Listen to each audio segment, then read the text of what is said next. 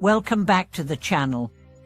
I'm grateful you're joining us again on this path of deep reflection and spiritual discovery. Today, we are diving into a question that many seekers, both new and seasoned, encounter along their journey. How do we choose the right Buddhist path for ourselves? With so many schools, practices, and traditions within Buddhism, it can feel overwhelming. As it's Zen or Pure Land, Vipassana or Vajrayana, should you chant, meditate, visualize, study scriptures, or serve others? The core of today's message is this: the right path is not about which lineage is superior. It's about resonance. It's about finding the way that truly speaks to your heart and supports your awakening.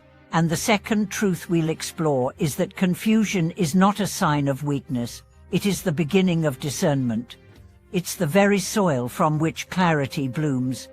Let's begin with a story. A young man, newly introduced to Buddhism, becomes fascinated with the teachings. He reads about Zen meditation, finds a local temple, and begins sitting in silent retreats. After several months, he starts to feel stuck. The silence feels heavy. He misses a sense of connection. One day, she stumbles upon a Pure Land group devotional, vibrant, focused on chanting. It feels strange at first, but also uplifting. He feels more warmth, more ease. Yet he wonders, am I betraying this true path by switching?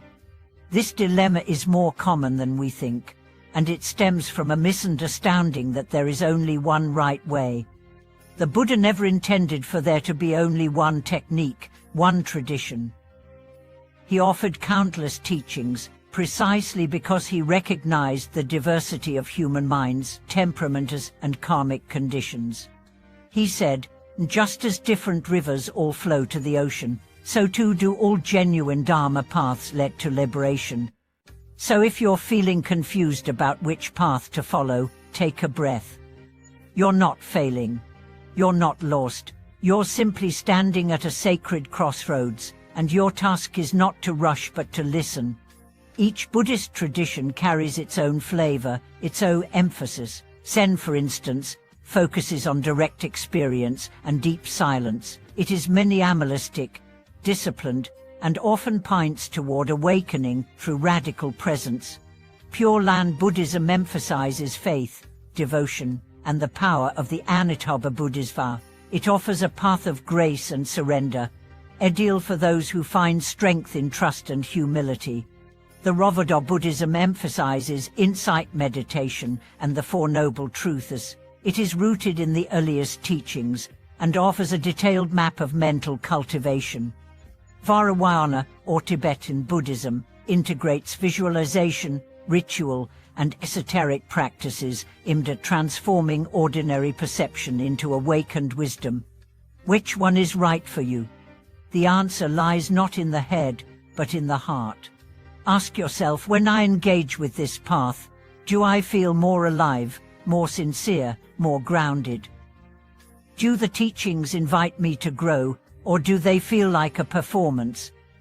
Is my mind becoming more peaceful or more agitated? And most importantly, am I becoming more compassionate? Because no matter which form you choose, the purpose remains the same: to reduce suffering and cultivate wisdom and love. Let's explore the process more deeply. Imagine someone standing in a vast forest, surrounded by hundreds of trails. Some trails are well-trodden, others hidden beneath leaves. Some ascend steep mountains, others meander beside rivers. How do you choose? You begin by walking. You explore. You listen to the land beneath your feet. And over time, you begin to notice the trail that feels most like home, not because it's easy, but because it meets you where you are and calls you to who you could become. Sometimes, you may try one path and then switch to another. That's not inconsistency, it's evolution. Just as we change over time, so too might the practices that nourish us. It's okay to begin with chanting and later fall in love with meditation, or to begin with study and later turn towards service. There is no shame in shifting. But here's the whatever path you follow, follow it sincerely. Go deep. Don't skip from one method to another out of boredom or impatience. Don't treat the Dharma like a spiritual buffet. Taste deeply. Commit with honesty. For now, let's talk about the common fear. What if I choose the wrong path? This fear is understandable, but ultimately unfounded, because any path practiced with sincerity, mindfulness, and compassion will bear fruit.